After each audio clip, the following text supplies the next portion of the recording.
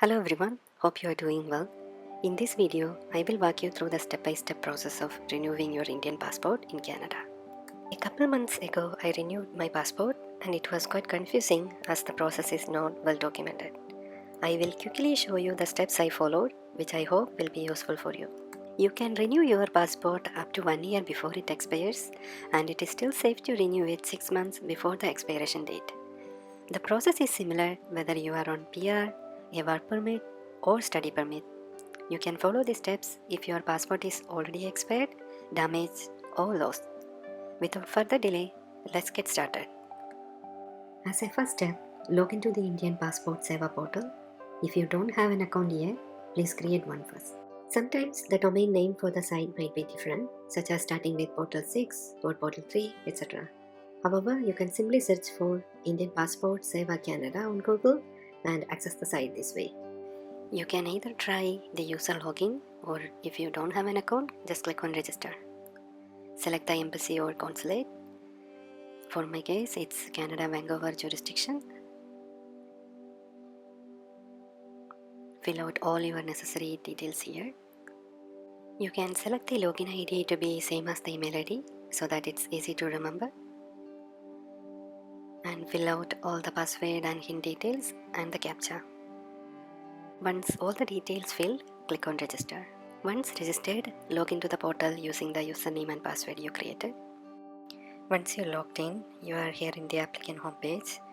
Now we have an option here to apply for ordinary passport. So just click on that link here and select which type of passport you required. So in this case, reissue of passport since it's for the renewal, and select the reissue reason accordingly.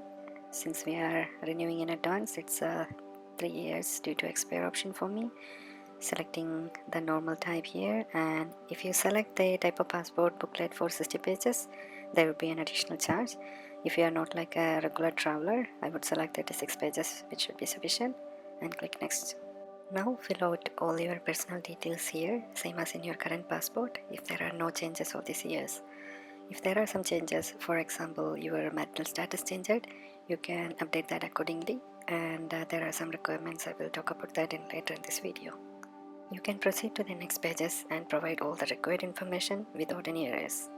To keep this video short, I won't explain each page in details as the personal details are straightforward to you. Remember to provide your Indian permanent address for printing on the passport, and you can add your Canadian permanent address in the other address section if desired. If you have any further questions, please comment below and we will be happy to help. Once all the details are submitted, you will get an application reference number, and from the home page, you select the application reference number and you will be able to print the application form from here. In case of any mistake, you can always submit another application, take the printout and sign it. Okay, now we need to book an appointment with BLS. So for that, I'm going to the BLS Canada website. So based on your location or province in Canada, you need to select your jurisdiction here. Since I am in BC, I am gonna select Vancouver jurisdiction, which applies to me. Look for any important notice or announcement from the BLS site in the pop-up like this. You can also copy the appointment link from the pop-up here, or in case you missed it, you can also go to the homepage in BLS, click on the submit your application from the menu and click on book an appointment. Read out all the important notice. Now in the appointment booking form, select the center which you can go to for the appointment. Select the service type as passport. Select the appointment date which works for you. All the available dates here will be showing in green. Suppose for the selected date, if you are getting an error like slot not available, just select any other available date and retry. Select particular time which works for you.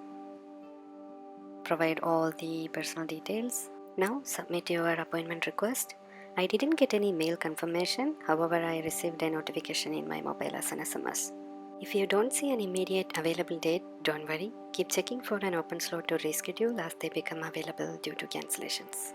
Now we are going to look at the general guidelines and the required document checklist for your application. For that, search for the Consulate General of India site based on your jurisdiction. It could be in Vancouver, Ottawa, or Toronto based on your location. For my case, I am going to CG Vancouver. Navigate to Consular Services tab, select Passport and then General Information. Please review these important general guidelines carefully. Note that some of them may not apply to your specific situation. If you further scroll down, you will see all the required documents for filing the application. Each of the documents mentioned here is very important and mandatory for your appointment.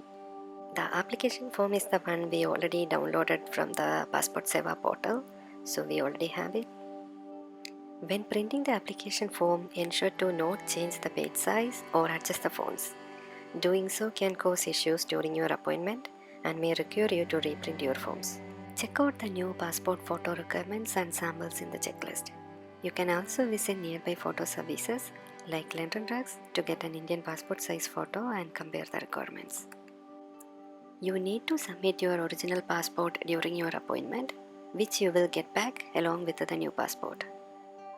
Ensure that all your copies of the document must be self-attested, which includes a copy of your first and last page of the current passport, a copy of legal status in Canada, which includes either PR card, study permit or work permit, a copy of landing paper, which is your COPR or eCOPR, which is also mandatory, a copy of proof of address, which is either your driving license or any other address proof such as BCID.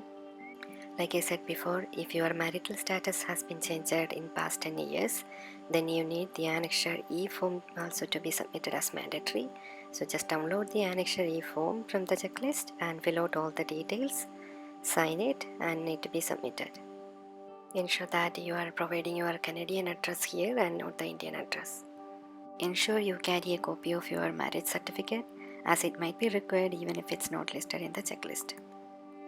Additionally, you can find the details of processing time, application fees, and the detailed checklist in the BLS website. For this, click on the Passport Services in the menu and select the new booklet or renewal.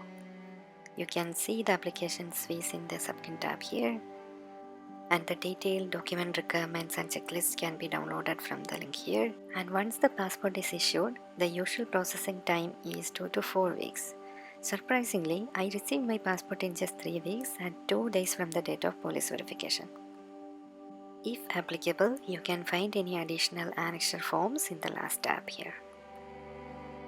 Lastly, in order to track your application status, you can always come back to this Passport Seva portal and provide your application reference number, date of birth, and the CAPTCHA here, and you can check the application status. If you notice multiple mistakes in your form during the appointment, you can request the premium service at BLS for an additional fee. They will take care of all of your data entry without much waiting. I hope you found this video useful. If you know someone who might benefit from it, please share it with them. Thank you for watching. Don't forget to like, subscribe, and click the bell icon for instant notification from this channel. Feel free to comment below if you have any questions. Thank you and have a good day.